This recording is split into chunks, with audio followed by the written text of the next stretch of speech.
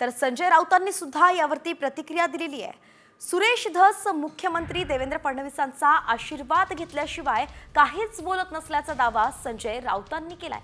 तसंच फडणवीसांना सुद्धा बीडमधलं बंदुकीचं राज्य संपवायचं असतं, यातूनच दिसून येत आहे असं राऊत म्हणाले।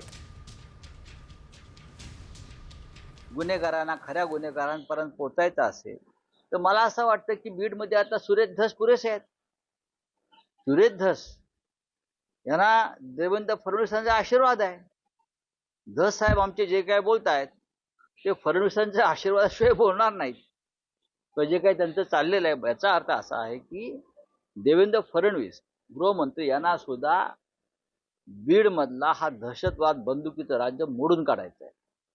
ज्या दिवशी मला वाटेल, आम्हाला असं वाटेल की आज काहीतरी पडद्यामागे वेगळं घडतंय, त्या दिवशी आम्ही पुन्हा एकदा या प्रश्नाला वाचा करू।